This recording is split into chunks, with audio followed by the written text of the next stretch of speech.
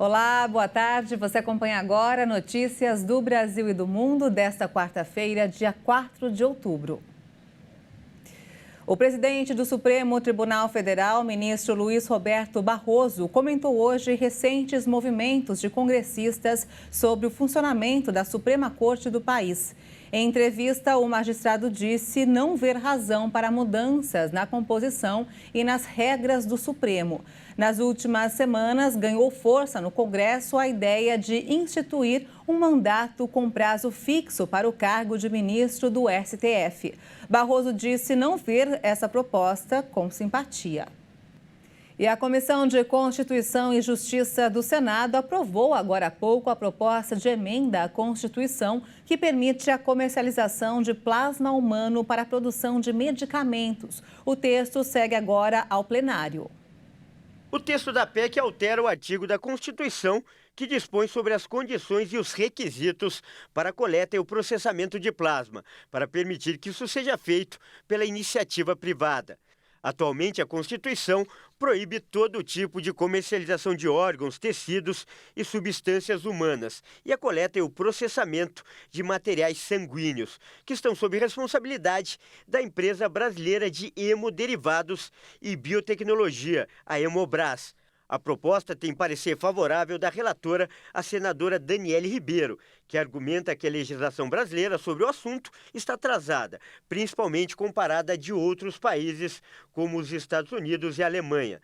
Ela apresentou um substitutivo com ajustes, descartando a remuneração pela coleta de plasma, com o objetivo de torná-lo mais claro, evitando que dê margens a interpretações equivocadas.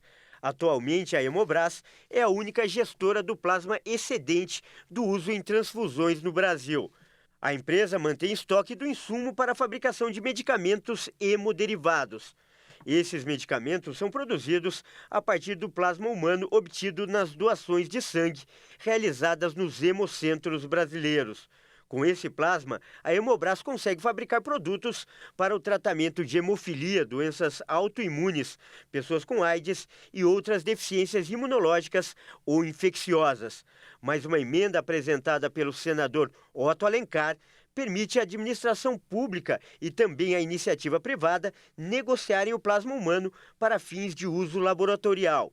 O material também poderia ser usado no desenvolvimento de novas tecnologias e na produção de medicamentos hemoderivados destinados ao SUS. Um levantamento do Procon apontou que os preços dos brinquedos em compras online podem ter uma variação muito alta. Com o Dia das Crianças chegando, é bom pesquisar antes de presentear. O Procon do Rio de Janeiro divulgou uma pesquisa em lojas virtuais com foco no Dia das Crianças e constatou uma variação de até 251% nos valores de 100 brinquedos.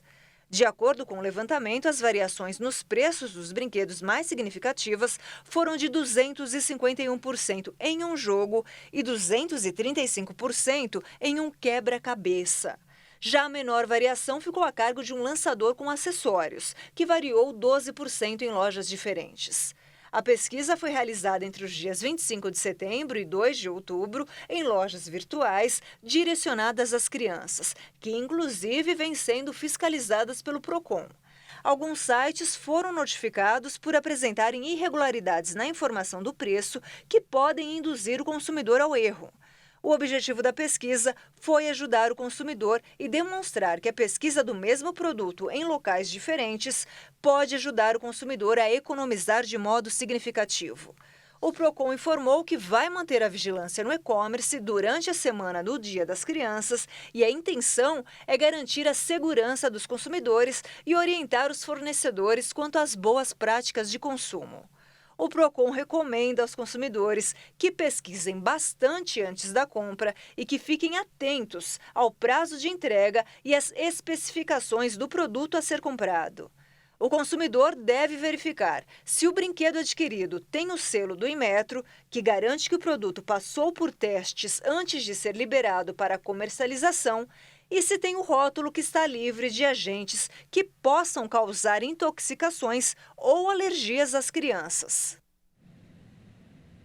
As alterações no clima do planeta podem atrapalhar até os esforços de prevenção de incêndios florestais. É o que revela um novo estudo publicado hoje. A prevenção aos incêndios vai ficar mais difícil com o aquecimento do planeta. As queimadas controladas são uma ferramenta para eliminar a vegetação combustível, com o objetivo de evitar a propagação descontrolada de grandes incêndios, mas só podem ser feitas em condições específicas. O número de vezes em que estas condições ocorrem varia de acordo com a região e o clima, mas em geral costuma acontecer mais vezes na primavera e no verão do oeste americano, a região envolvida no estudo. Cientistas da Universidade Estadual de Washington observaram os dias em que essas condições de queimas ocorrem e como isso poderia mudar em um cenário de aquecimento moderado. Apesar de variações regionais, especialistas encontraram uma tendência clara. Os dias adequados para as queimadas estão diminuindo e é provável que isso continue acontecendo.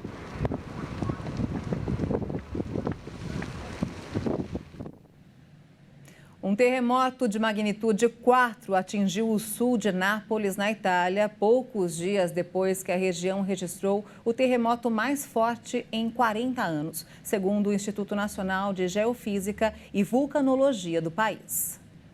De acordo com a Brigada de Incêndio da Itália, houve pequenos danos aos edifícios no último terremoto, mas ninguém ficou ferido.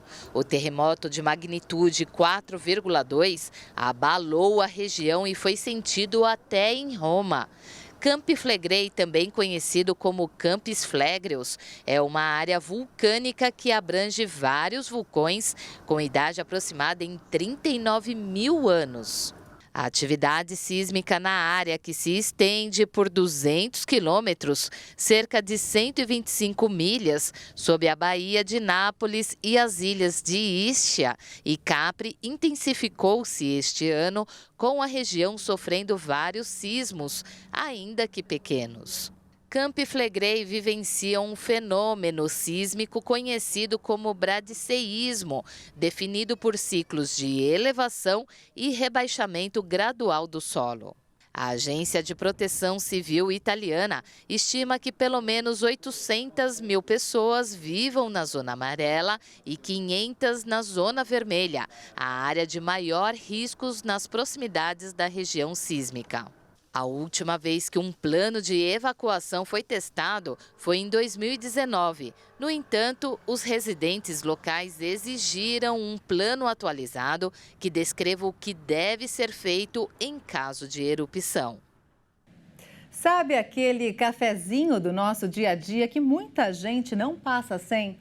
Pois é, segundo mais um estudo aí norte-americano, a ingestão exagerada da bebida pode causar insônia e ansiedade.